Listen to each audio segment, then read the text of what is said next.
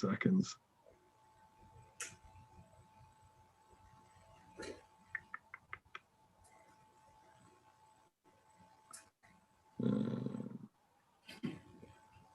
Setting up your webinar for YouTube Live. Okay. Right. I will start the webinar and we can get going. 3, 2, 1. We're off.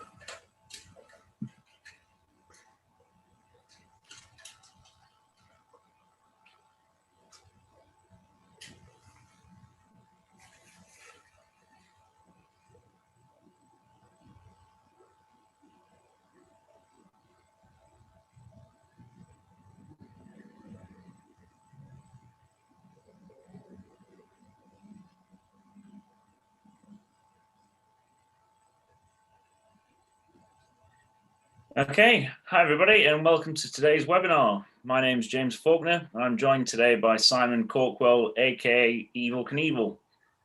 Simon will be taking your questions in just a moment, and today's session is pure Q&A, so we're just going to rattle through as many questions as possible. I'm sure Evel needs no introduction, but for the benefit of any newbies out there, Simon is one of the best known traders in the UK. Having made £1 million from shorting Northern Rock during the financial crisis, among many other great successes along the way that are far too many to enumerate. So yeah, please keep your questions coming during the course of the webinar and we'll get through as many as we can.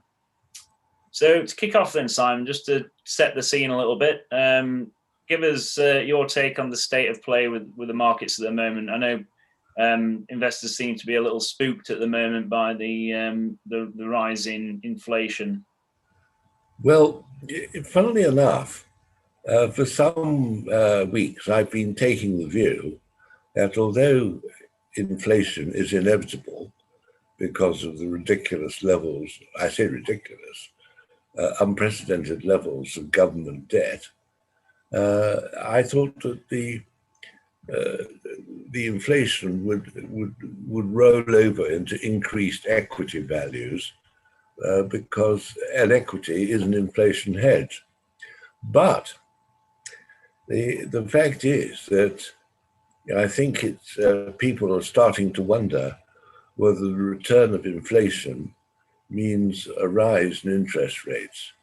And it is the fear of the rise of interest rates that has caused people to sell off shares.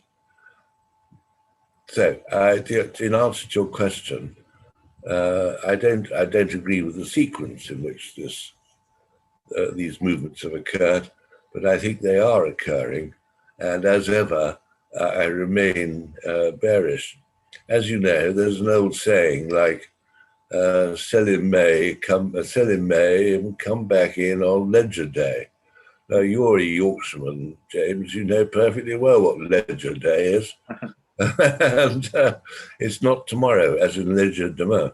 The fact is that it's, I think, I mean, I see that it's going to be determined by America, where clearly inflation is returning. And therefore, the way around this is to hold back from buying and get out those shorts and buy the gold. I increased my physical gold position by 50% this morning at $18. When I last looked, it was $13. So I'm afraid I got my timing a bit wrong. But now that Elon Musk is giving up on the Bitcoin, which, well, that's what he's doing or says he's doing. And so I'm hoping that at last the great unwashed will be declining. Myself. Well, I don't know whether you have or haven't had a wash. I can see that you haven't had a shave, but the fact of the matter remains, that I suspect that if they won't buy Bitcoin, they will buy gold, but and particularly as an inflation hedge. On the topic of Bitcoin, we have had a question about Bitcoin, just asking what your take is on the whole thing and the whole. I have never understood it. I have never understood it. as you know, I and my wife run a very small accountancy practice. And about 5 years ago, a young man who'd been told by his parents to hang on to my every word said, should I buy Bitcoin at $500? And I said, no, it's a scam. Well, he hasn't come back to complain or issue a writ or something like that. So the result is that I still can't believe it. I really can't. And I don't want to do it. But you have been involved to some extent in the whole crypto thing, haven't you, Simon? Because you were involved with Clear Leisure, which is yes, now which is, as you know, has changed its name to the immensely cumbersome quantum blockchain technology. And I haven't rung up Francesco Gardin to congratulate him on the absurdity of his new name for the company, but it's terribly modern. I just said, well, you have to refer to the company as Quablot. Anyway, he doesn't. Well, the ticker code, as you may have noticed, has changed from CLP to QBT, which I suppose is terrifically modern. But anyway, I'm flat on QBT, and I'm not going to go in for a while. I'll speak to Francesco, I hope, in the coming weeks and months. And if the next phase of his ideas seem to me to be coming along, I'll get greedy again. But I can see why people stayed in, that's for sure. Yeah. I know you hold Francesco in high regard, don't you? I certainly do. I think not merely is he honest, I think he's very intelligent and industrious. He comes from the northern part of Italy. You see, in the north of Italy, as you may know, they're not really Italians, they're Germans. And I'm not sure they would. They'd like to hear that. Well, they are Germans. If you walk around, say Venice or something like that, particularly the railway station, you will see these porters who are physically fit and industrious fellows, and they're Germans. You just look at them. They're none of this sort of manana business from the south. It just doesn't happen. And Francesco is a highly intelligent, civilized Northern Italian, or as I could think of them, Germans. So anyway. Okay, well, first reader question. Can Evil give his view on the UK housing market for 2021 and 2022, please? And that's from Michael Wood-Wilson. I have got this wrong, as you know, since 1985. And I still can't get it right. I'm sorry to say that a member of my family, contrary to my advice, has insisted upon buying with her husband a property, and I had to issue money to assist her in this matter. It goes against the grain, as I know it's wrong, but anyway, there you have it. Actually, the answer to that is they're going up, but I don't want anything to do with it. I don't believe in it. I mean, presumably at some point, interest rates will have to rise, and then at that point, but that's the least of the problem, isn't it? It only requires the government of the day to issue planning permission quickly to see values brought down. At the moment, their calculation is that if they hold back from issuing planning permission, they'll keep values up and thus keep their voters. That's their thinking, you see. And I just think that'll have to come to an end. Governments seem to be quite good about talking about planning permission reform, but they never actually get round to doing it. Yeah, they're obviously Johnson is an obdurate liar, So he could say anything. It doesn't mean anything. An undertaking from Johnson is worthless. Okay, next question from Brian Pearson. Does Simon still think that Watchstone Group will win their case against Price Waterhouse? Oh, I've never passed the view that Watchstone has a claim against PwC. As I think I may have mentioned to you, I was myself articled to Cooper Brothers and Co. Some 55 years ago, and Cooper Brothers became part of PwC. So in a sense, I have some affection for the old dog. But the fact of the matter remains that Watchstone has presumably had highly qualified lawyers explain to them that they have a claim against PwC. And on the facts, which have been freely published, there is a case to answer. Why it can't be dealt with right now, I don't know. I mean, presumably there will be a confidential settlement without admission of liability, I would think.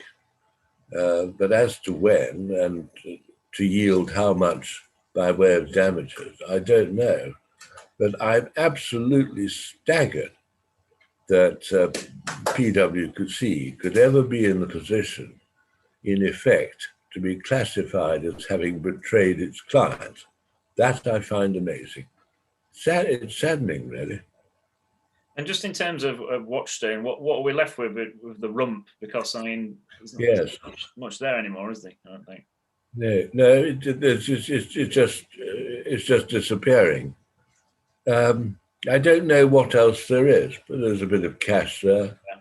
There's the PwC claim, and there's another thing that I don't know. I can't. So it is a bit of a binary play. But certainly, as I mentioned in the diary, I tried to hoover up all the Watchstone that would automatically come on the market as Watchstone moved over to the Aquis exchange, because in effect, that's unquoted. Anyway, the fact is that I didn't get any, but I put in an order for 100,000. So if there'd been any loose stock, I would have got it, that's for sure. Okay, moving on to a question from Michael Patterson. Has Evil got a view on Pantheon after his successful sale at 45p? And I'm presuming that's Pantheon, the oil company, not the private equity company. I think so, yes. Well, I shouldn't say this too loudly because one will promptly be sued for defamation. But a good friend of mine, who's a good judge of these things, has followed the Pantheon story from day one, has always taken the view, not always, he has come to take the view that the utterances of the management of Pantheon are not reliable. So therefore, if I'm wrong about their oil prospects, then I'm wrong. But I wouldn't buy them myself. I wouldn't buy them. I thought you were going on to say, but you're a terrific fan of oil shares like Jersey Oil and Gas. Well, I've never understood Jersey Oil and Gas. I think it was derived from a company called Trap Oil, where I lost a lot of money. But the fact is that I've gone on buying Jersey Oil and Gas. I think the last count, I think the family had about 200,000, something like that. I mean, I can't remember. But Malcolm Graham Wood, yeah, and his Malky's blog. Incidentally, he was the cousin of a client of mine who sadly died 22 years ago of cancer. But I've never met Malcolm. But as far as I'm concerned, he's an honest bloke. His difficulty, I think,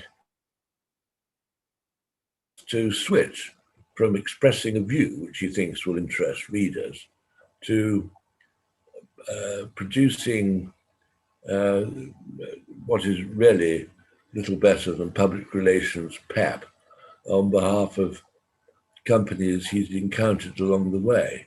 So one has to be very careful with what he says or writes. But that said, I think it's he who's mentioned this 700 or 800 pence price target, as indeed has Simon Thompson of the Investors Chronicle. And I greatly respect Simon. He's very, very good. And so that's why I've decided to hold on to the JOG shares. And I may regret it, of course, but... And what's your take on the whole oil and gas scene at the moment, Simon? Because I don't think $100 oil again, aren't they? Yeah, well, it may be that temporarily, but I think I don't think the problem is in the longer term, oil is in serious financial trouble. So anyone who buys, as I have been buying, an oil share is taking a considerable risk. They better get their timing right, is all I can say. All about timing. Yeah. Okay. Question from Shantha Samarag. I'm sure I've probably got the pronunciation wrong, so I do apologise. What is Evil's view on Golden Prospect, please? And that's the small investment trust, isn't it? Well, yes, that's quite so. Well, Family Corkwell owns 2 million shares in it, and they're about 57p this morning, something like that. But I remain, as I think I mentioned earlier, hugely bullish on the gold price. And therefore, to me, Golden Prospect remains the perfect, responsible equity hedge in gold equities. It was established by my friend, Richard Lockwood, when he established New City Investment Managers. And he sold the business out to Sir Dudar Hintze. I can't remember his first name. I'm not on intimate terms with Hintze, but Hintze. But Hintze is an absolutely respectable fund manager. It's a huge business. And he's got a couple of investment managers handling Golden Prospect. And I really don't see how investors can get a better deal in gold equities. I mean, these chaps know what they're doing, whereas most people may think a gold share attractive. What they can't do is compare their selected gold share with other gold shares, which of course is a very important part of the art of investing. So in answer to your question, do I think Golden Prospect's a buy? Yes is the answer to that, provided you're keen on gold. As you know, I am. And I seem to remember you had some of the subscription shares as well, didn't you? Yes, well, those over a time. Yes, those hung about the market, and people were short of cash when it came to subscribing, so they were selling these subscription shares. But I just went on buying the subscription shares. That's why I've taken the family holding up to 2 million ordinaries. I just got more and more of them. But that's all right. I don't know whether they will issue more subscription shares. Yeah, if they want to, they will, no doubt. But at the moment, the share price is at a small discount to net asset value, and therefore I think they probably won't be issuing subscription shares. But I may be wrong about that. Next question from David Evans, and it's about Amigo Holdings. So at the time you recommended them, you were aiming for 20 to 30p as a price target. Can you give an update on what your position is likely to be going forward, and therefore also providing some guidance for those that jumped on board alongside you? Well, this has been, it was a long-standing chum of mine who drew my attention to the state of affairs that was emerging.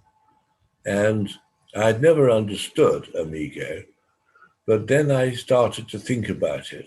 I didn't jump immediately. Just for once, I didn't jump immediately.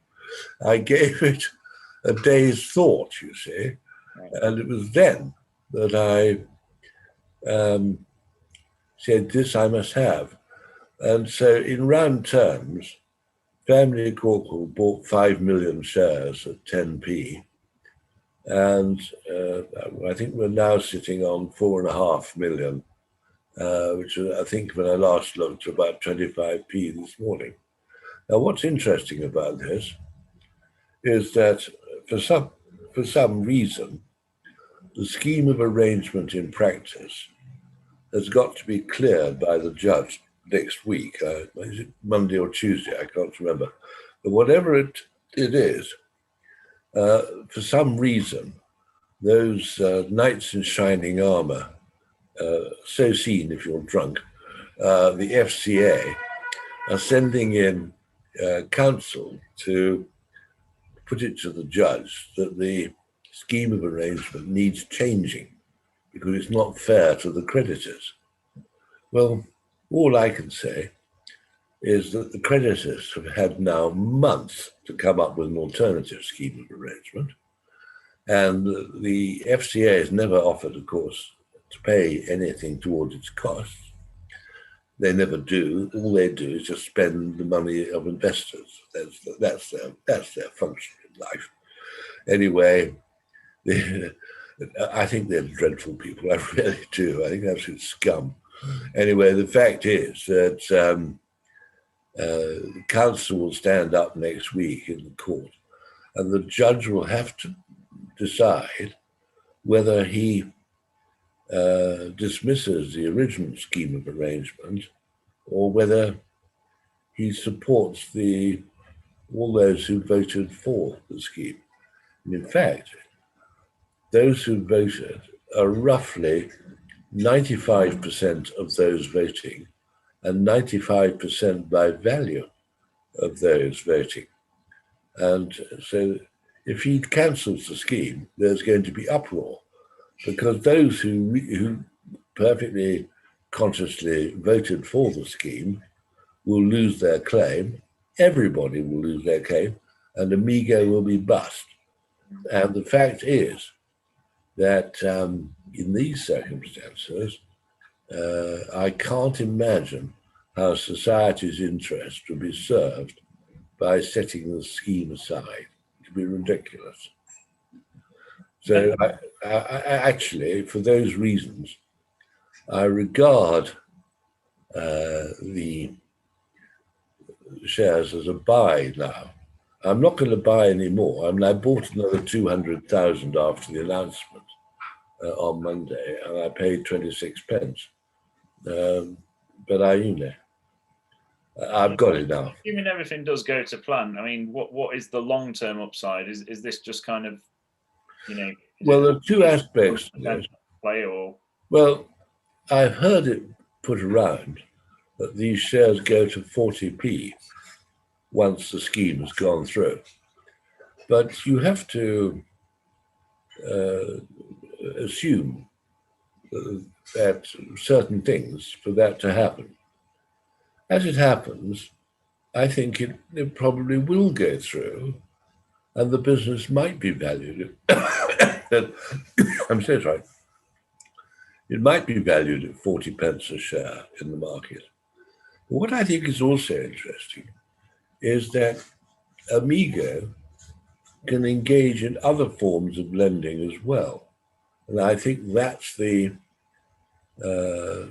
hidden bonus that might emerge. And then the share price will not necessarily stop at 40p. They may go very appreciably higher in due course and take it on from there.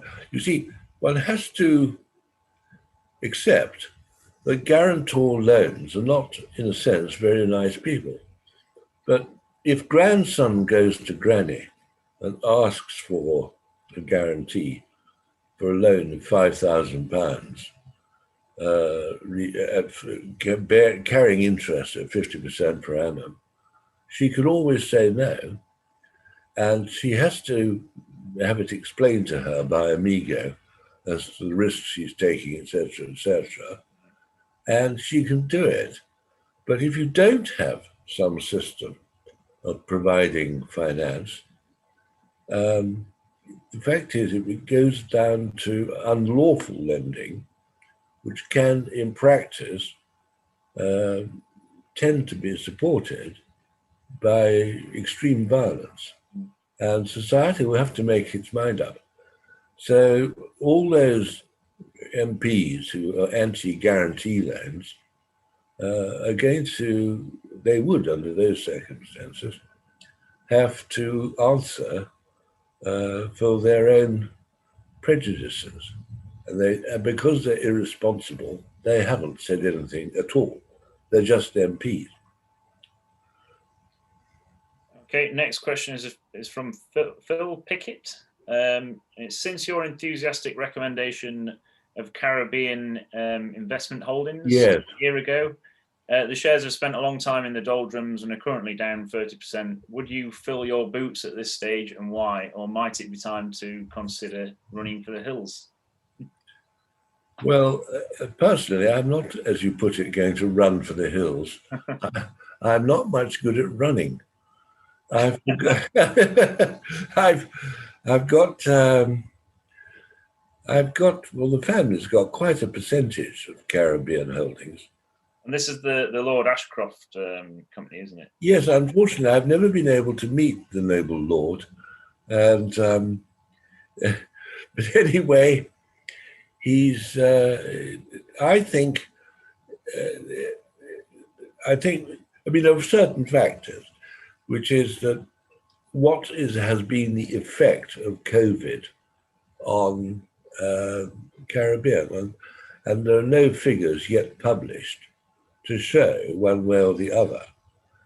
Personally, I think it's a mistake to sell Caribbean. I can understand people being disappointed, but if, as I hope, the business is right, and that the government of Belize will have a favorable or reasonable commercial climate for Caribbean, then I think the shares will go decisively higher. But I'm gambling, as you know, I am a gambler, and I'm quite prepared to run the risk. You know, there you have it. And there was quite a significant dividend, wasn't there, last year? Yes, of 5 pence a share. Yeah. And I got it into my thick head that they'd repeat the dividend. Well, that clearly isn't going to happen from day or two at any rate. But you know, they're making a lot of money. I suspect they're making a lot of money. And the fact is that another dividend will be paid. I mean, one of the problems is that because Belize is intellectually a third world, you've only got to have a politician trying to get a few votes who decides to make it difficult for Caribbean. That is possible. But on balance, I think it's a risk worth taking, and I hope the government of Belize will be sensible. You know, you don't forget, they still owe Caribbean, and it's been put over into Midway Investments, hasn't it now? A vast amount of money, and they still haven't paid. I think it's absolute folly for Belize simply to refuse to pay a judgment debt that's been litigated to the highest courts in the world, and they still don't pay. So it's very unsatisfactory, really. And is the end game for this company? Do you think that Lord Ashcroft might take this company private at some point? No, I just thought not. I think there is an argument for having a public quotation, so investors and also many others can have a look at the valuation of the vehicle where, for instance, they're depositing money or they are going to do business with, So I think on balance, the noble lord will keep this quoted. Don't forget, he's got a huge percentage of the equity. It's about 90%. So in a sense, there's no advantage for him to be quoted. And then on the other hand, the quote gives the company a shop window for how it's getting on. So I think they'll keep it quoted. That's my guess. Another one that's not done so well lately, REA palm oil. Simpson's asking about that one. Does the Indonesian government have too much control? Yes. Well, funnily enough, I had the boss, Richard Robineau, over to lunch in December. And on the very day as we sat down to lunch, the Indonesian government announced that it would have this very heavy export levy charged on exports of palm oil from Indonesia. I mean, to me, it's a scandalous amount to take out, because right now, all that I thought would happen should be happening. It should be the case that REA is making an absolute packet, but unfortunately, it has in effect to suffer this huge swipe by the Indonesian government. Indeed, it's so great a swipe, I'm almost minded to fantasize and think that the swiping is unlawful. You know, it's ridiculous. But anyway, I'm afraid we are where we are. Would I buy the ordinaries here? The answer is I personally probably would, but it'd be silly to say there's no risk. However, I'm holding very tight to all the preference shares. They have announced the other day that they intend to pay the dividends, the current dividends, in 2021, and make a start, perhaps, on paying off the arrears. Well, I was going to say, are the cumulative preference shares as well, so that they presumably have to pay all the arrears before they can start paying an ordinary dividend. Oh, absolutely. There's no question of paying an ordinary dividend. The business is in the control of the preference shareholders. There's no doubt about that. It's a very interesting technical position. A friend of mine, as it happens, is working on the refinancing of REA.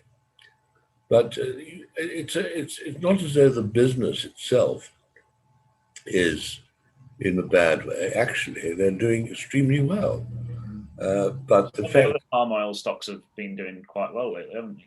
Oh yes, they have. Yes, for instance, the family's got quite a lot of MP Evans shares, and they're largely unaffected by this. I mean, they are affected by this export levy. The share price isn't. So my inclination is that the Indonesian government may be more reasonable in the future as regards to taxation of REA. And once that is resolved, it'll be possible to think in terms of refinancing REA. But I don't see any point in refinancing it at the moment, because all that's happening is that the life has been sucked out of REA by the Indonesian government. Well, they might choose to do that, continue to do that, after the company's been refinanced. One that's of great interest to a lot of people is your short in Tesla. Are you still short? Asked Michael Woodwilson. And am I still short? Loss? Is the Pope Polish? The fact is that I still think it's a screaming short. In fact, I've increased it. And in the last week or two, things have gone pretty decisively my way. Well, that one must have hurt for quite some time, I would imagine. Yes, yes, I had to put up £500,000. Quite a few margin calls for that one. You're quite right. It's not easy, my bank, which is Halifax PLC, will only let me pay out £25,000 a day. Right. Well, that's all very well, but if the demand is for £75,000, you have to ask the broker to hold on to the following day and then the following day, 3 lots of 25,000, which is a nuisance, actually. I may add that that's not my only complaint about Halifax. I've had this account with Halifax for 30 years.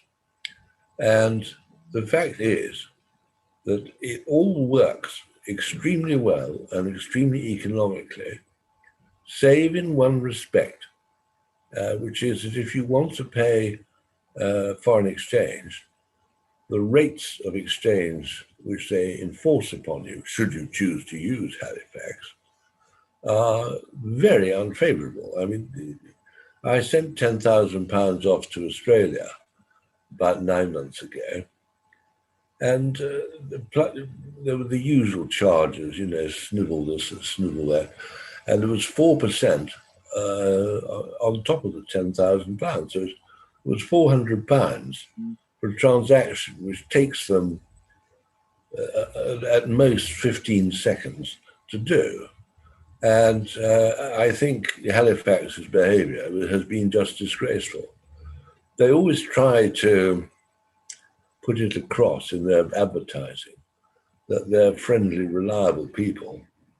And in a funny way, they are, because the bank charges generally made by Halifax are nil. So why people complain about that, I can't imagine. It's just that when you want to use them for a Forex transaction in the manner that I have here described, you've got to switch the money over to a company specializing in dealing economically in Forex. But I don't know this company. I don't know what its balance sheet's like. It's not regulated and controlled. And I just find it very tiresome that Halifax, in effect, insist upon stripping one's money out. But they do. And I'm hoping that eventually there'll be sufficient complaint from the public to cause all the banks, not just Halifax, to change their attitude. Just to bring you back to the Tesla question, Simon, what's your price target for Tesla now? Well, when I last looked this morning, it was about $580. I should think about $50 would be closer to the point. Really? Yeah, I do, because there's nothing there. Yeah. You know, there's nothing there. It just can't be justified in the long run. I know the big car manufacturers are kind of catching up a bit now, aren't they, in the EVs? They are. Yeah. And of course, don't forget, Tesla's not making money at the moment. But that's not making money. That's just stumbling through the foothills of the competitive climate that they are now increasingly facing. Question from, in fact, more of a comment actually, from James Hipwell. He once had lunch with you in the early 2000s, and you wagered over £200,000 on the horses during the course of the lunch. He's asking, as you've gotten older, has your appetite for this kind of risk declined, or has it expanded? So a bit of a... Well, it has. It has. As you know, I'm a gross man. But the fact is that I still like to have a thick bet. For instance, about a fortnight ago, I put £25,000 on a horse, which I'm pleased to say won. I only won £30,000, but I'm not complaining. And it came up very satisfactorily. I'm still prepared to have a go and take it from there. And any big races coming up that we should be aware of, Simon? Well, I don't know why you, a Yorkshireman, should be overlooking the fact that today is Dante Stakes Day at York Racecourse. But anyway, Well, as you know, I haven't. Amateur when it Big comes one? to horse racing, but I'm just rely on your advice. I can tell you, you've got a lot to learn about horse racing. So I've got nothing to say about today's card. And I'm sorry to be so disappointing, but that's how it goes. And we've got a question from, I think it's Philip Smalley. And he's been buying UK house builder shares as a hedge after selling his house last week. Yes. He doesn't want to miss out on a continued house price rise before I rebuy next year. I see. Well, comment and a question. Well, that's a funny way of looking at matters, because that's what he wants to do. It's a free country. I just thought that he, having got out of this madness, he should go down to the boozer for a year. Stay there. It'll be much cheaper. Yeah. Just a question from me, Simon. I know you like to invest in lots of individual situations that are often quite speculative, but just for those of us who kind of like to take a bit of a back seat and park their money in something that they can kind of not check in on every other day. Where would you point people towards in the climate, given that you're I did bearish on everything apart from gold? This very problem was considered in the diary a few weeks ago, in that I have a personal connection to this matter, so I'll come on to in a moment, but because of the FCA, there is no economic service in the analysis of investment trusts. They refuse to allow it to happen. And of course, it's scandalous that these petty bureaucrats should have their way, but they do. And the fact is that I like to buy investment trusts as long-term investments, provided I feel properly informed. That's not so easy. However, I have a friend, Alan Miller, who with Duffield were at Jupiter Investments, and John Duffield fell out with Deutsche, who controlled Jupiter. And so Duffield and Mugger, Alan Miller, better known to his chums as Mugger, went off to form a new fund management group called New Star Investment Trust. And New Star Investing, you may remember New Star. In the end, it got into trouble. But the fact is that Mugger managed New Star Investment Trust, which is extremely conservatively managed. And to this day, John Duffield still has something like £70 million tied up in it, and which is about roughly 65% of New Star. The manager of the fund is Duffield, Brompton Asset Management. And if you look at the announcements, you'll see that net asset value of New Star is about 175 pence a share, whereas you can buy New Star Investment Trust at 135 pence. And so I bought about £400,000 worth for the family. But this is a long-term investment.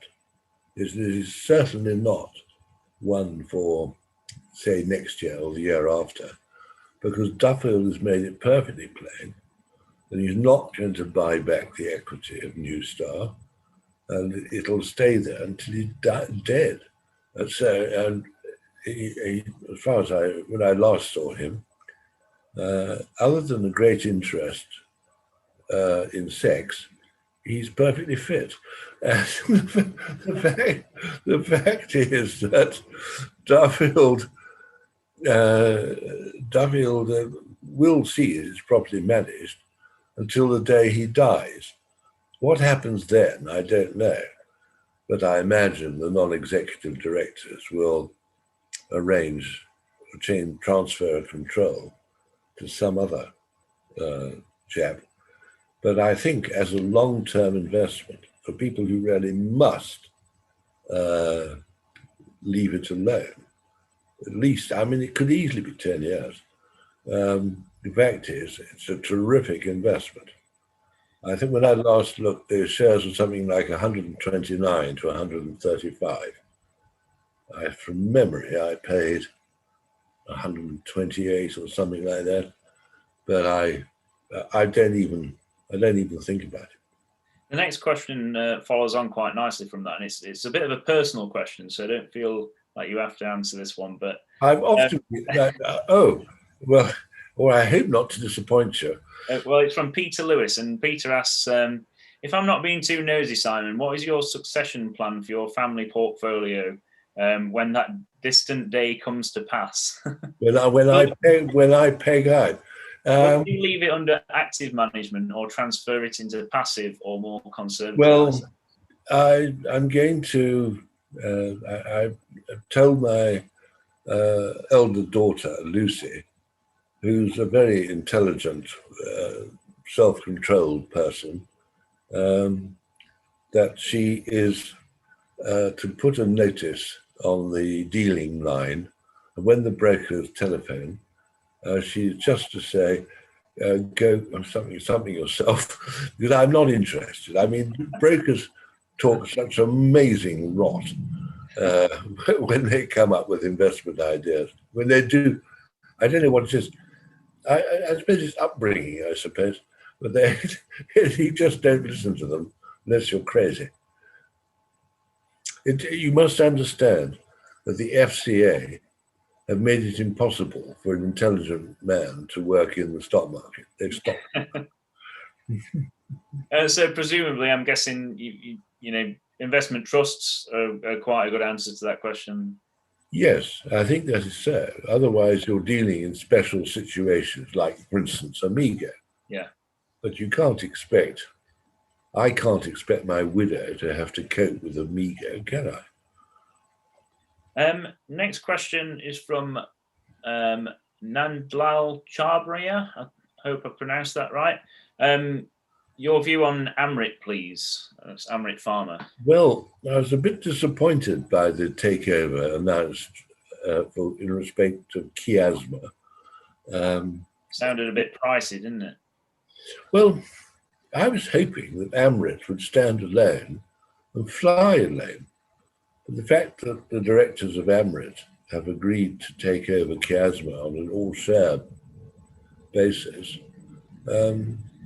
means that they can't think the shares in Amrit are particularly undervalued. They can't think that. Otherwise, they wouldn't have made a bid. But I haven't sold any, and I'm not going to sell them either. I think we'll get more juice out of this in due course. It's not coming about as quickly or in the manner that I had expected. Question from Malcolm Sweeney. Does Simon have any views on the hydrogen market? And if so, does he have any comments on ITM and Powerhouse Energy? I wish I would have a view if I were to know what's going on, but I don't. No, the answer is I don't know. So, uncharacteristically, I intend to be modest. Yeah. Somebody suggested to me that the hydrogen sector is in a similar position to what the technology sector was back in the early 2000s. Well, perhaps that is so, but I'm not in a position to know. I mean, I just don't know. Somebody's asking for your comments on Sarium Holdings, and I don't think that's one that you've been involved in. No, I don't know what goes on in Sarium Holdings. I probably have stayed clear to ensure that I don't feel sorry. Go on. Go on. I'm sorry, I can't help. Does Evil have a view on UK tobacco companies? at relatively low share prices and the usual high yields, and that's from Gary Well, Davis. the performance of the tobacco companies has been quite extraordinary over the years because this problem of cancer through smoking or various diseases through smoking has been identified for many, many years now. So to me, it's surprising that the tobacco companies are still motoring on, but they are motoring on. But as to where they are on the risk-reward scale, I simply don't know. Yeah. Question from Philip Rapport. Does Evil think N Brown will be taken private in view of the majority family holding? It's a very what would be an acceptable price? It's a very interesting point. I was put on to N Brown by a chum of mine, Andy Bruff, who runs Schroders, and I hadn't realised just how cheap they were. Now, what I hadn't realised was how online shopping has been such a runaway success in recent months. But given the way things are going, I think N Brown is a screaming buy. Yeah. However, I still take the view that one should have a view about the quality of N Brown's goods. And this is something which men, that includes you, cannot judge, because men are poor judges as to what women like in clothing. Right there.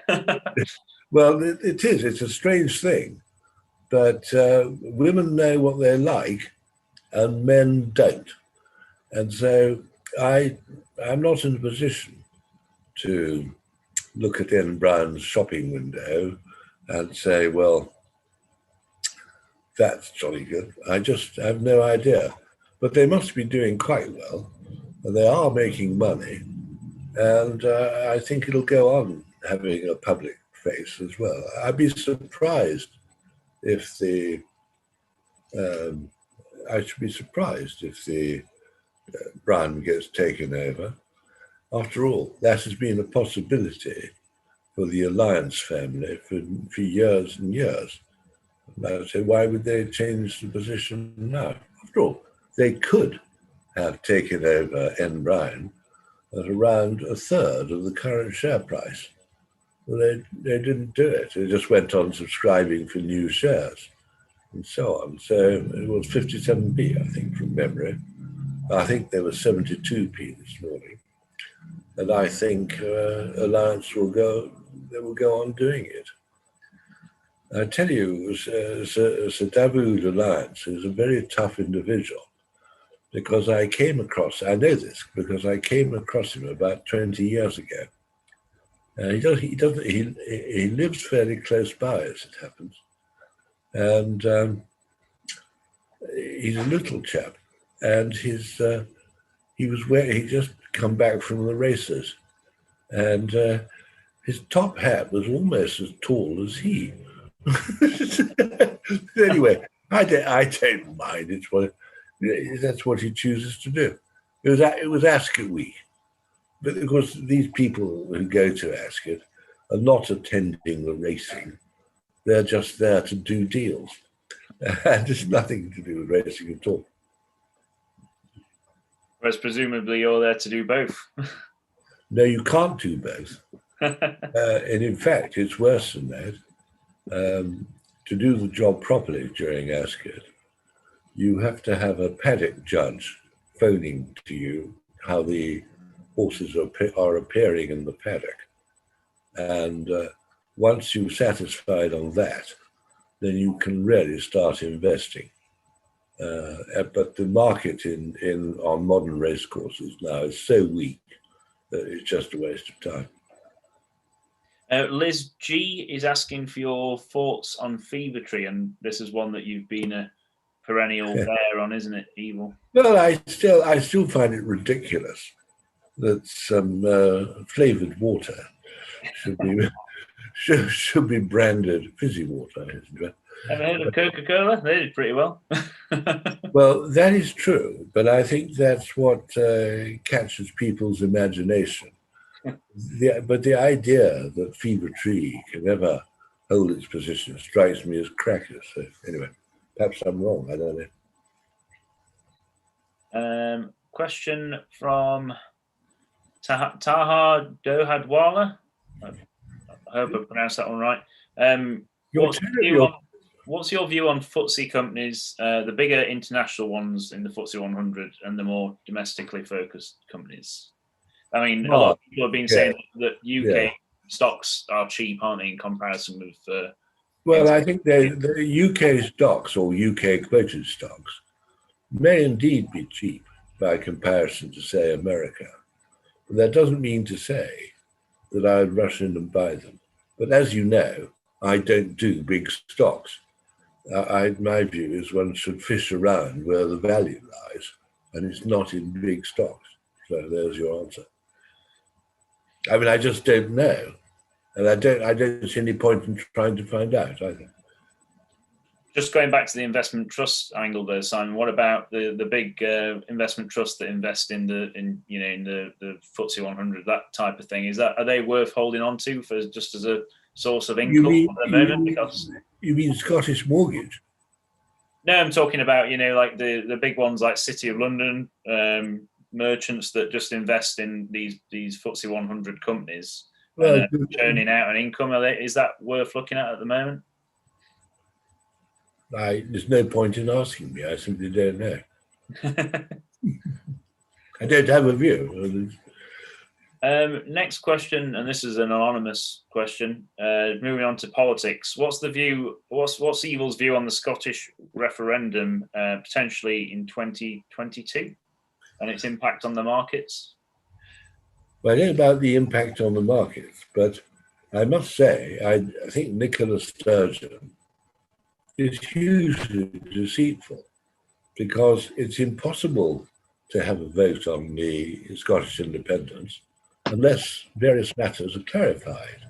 For instance, if Scotland is independent, that presumably means that the £2,500 per annum per person subsidy from UK central funds, that presumably stops. Now, let's be clear about that in a family of four, that's £10,000 a year. I mean, that's a lot of money. That's the first point. The next point is, right at the moment, HM government has got a vast amount of debt, much more than it had a year ago. And the fact is that Scotland might like to waltz away from paying its share of this debt, but the fact is they can't waltz away. So as a result, Nicola Sturgeon should explain what Scotland would do if faced with this debt. And then finally, there are many Scots who think they're entitled to an old age pension. Who is to pay this pension if the British taxpayer in general is no longer responsible to pay that pension? Now, those are three central points. But Nicola Sturgeon is someone who fancies power more than telling the truth. And I'm afraid, until the Scots tell Nicola to grow up and clarify these matters, nothing can happen at all. Okay, I think we better draw to a close at that point, so we're running out of time. So thanks very much for answering everybody's questions, Simon. I'm sure we'll have you back again at some point soon to answer a few more. It's a pleasure. Thank you very much for asking me. Thank you. So you can see on the screen now, these are the upcoming events for Master Investor.